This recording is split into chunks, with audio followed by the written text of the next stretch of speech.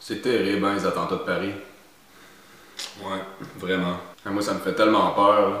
Ouais, je te comprends, mais moi, personnellement, les lois qui ont été passées après l'attentat me font plus peur que l'attentat en tant que tel. Hein? Ben voyons donc, il y a eu des morts, t'es malade! Ouais, mais l'affaire, c'est que le pouvoir en place essaie de se trouver des excuses pour enlever le peu de droits et libertés qui restent dans le monde. Ils te mettent des marionnettes d'en face qui te font peur, là, pis qui disent « Oh, on va tous vous tuer! » Comme ça, t'acceptes de construire une prison, pis là, tu te sens en sécurité, mais dans le fond, tu te rends compte que toi-même, tu peux même plus questionner le pouvoir en place, et que celui-ci peut servir des supposées lois antiterroristes pour éliminer tout ennemi politique et toute personne qui voudrait questionner son agenda. Puis il va y avoir pas mal plus de morts si on continue de dépenser autant en défense militaire, alors qu'une semaine de trêve militaire aux États-Unis suffirait à éradiquer la fin dans le monde. En plus de continuer de creuser le fossé entre les riches et les pauvres en essayant de rembourser une dette qui est mathématiquement impossible à rembourser. En plus de passer des pipelines partout sur le territoire, ce qui est pas mal sûr de rendre notre eau potable impropre à la consommation humaine, et d'être une menace contre la vie pour des générations à venir. Ah ouais, mais ça se peut qu'il y ait eu une vraie attaque. Ouais, ça se peut, mais c'est fucking bien timé. Jean-Claude Delage, le secrétaire général d'Alliance Police Nationale, il a dit que ça me paraît une décision adaptée à la situation. Il parle des attentats, mais selon moi, il y a un double sens à ça, puis c'est aussi bien adapté à la COP21 qui s'en vient.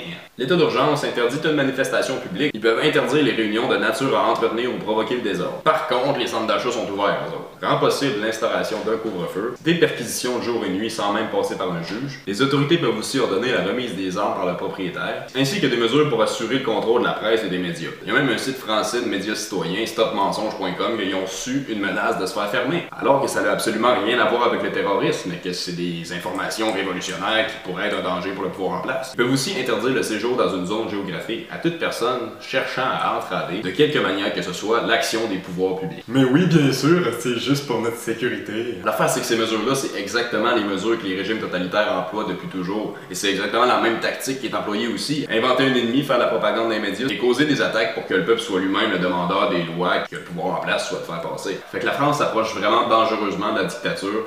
Et c'est tout le monde qui sont contre le pouvoir en place qui vont se faire arrêter. Ça va finir par être global. Il est arrivé la même chose aux États-Unis, il y a eu la loi C-51 ici, ça va juste se faire renforcer par le même genre d'attaque. Donc moi, donc toi, les écologistes, les Premières Nations, les journalistes indépendants, les scientifiques indépendants, tout le monde qui pourrait remettre en question le pouvoir en place et être une menace contre eux et enlever le pouvoir et le contrôle qu'ils ont sur les gens.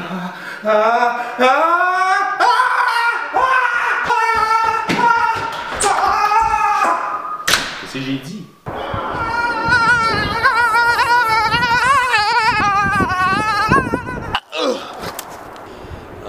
Big Brother, terroriste, protégez-moi, et de qui avoir peur.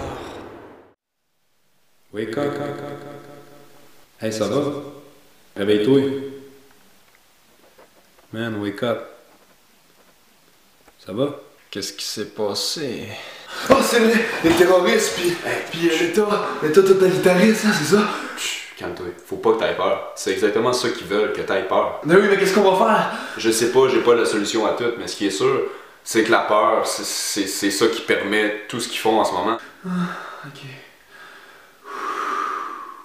Et c'est notre consentement collectif à ce que nos droits et libertés soient brimés pour la sécurité qui fait que ça le rend possible. Faut absolument que chacun d'entre nous se prononce et refuse les lois répressives et refuse le changement de constitution. Faudrait que les soldats refusent leur ordre, que les soldats rentrent chez eux et refusent d'aller bombarder la Syrie, refusent d'aller faire la guerre là-bas, qu'ils réalisent que ça fait juste alimenter toujours le problème, que la violence crée encore plus de violence. Faudrait sortir le Canada et la France de l'OTAN, parce que c'est l'OTAN qui est responsable d'une grande partie de la misère dans le monde depuis très longtemps. Faut remonter à la racine du problème, retirer nos troupes, retracer les vendeurs d'armes et interdire cette vente-là, les emprisonner les banquiers. Je sais pas exactement comment on va s'y prendre, mais on a besoin des idées de tout le monde. On a besoin de trouver une façon autre que de juste accepter aveuglément la façon que le gouvernement nous propose, qui est de nous enlever nos droits et libertés et qui est d'attaquer encore plus et de faire une coalition contre l'État islamique et de... Ça va vers une guerre mondiale, là, tu sais, il faut mettre fin à ça. Mais le plus important, c'est d'avoir foi et de le faire dans l'amour. On va la voir, hein? C'est eux, les vrais terroristes, ceux à qui on remet notre pouvoir. Ensemble, arrêtons les vrais terroristes. Nous aurons pas. Mais surtout, refusons ce qu'on se fait imposer. C'est notre devoir sacré de désobéir aux lois injustes. Leur meilleure arme, c'est la haine, la peur et la division. Donc notre meilleure arme à nous, c'est l'amour, la confiance en l'humanité et l'unité. Ouais, le sang! Fuck you, I won't do what you tell me. Fuck you, I won't do what you tell me. Fuck you, I won't do what you tell me.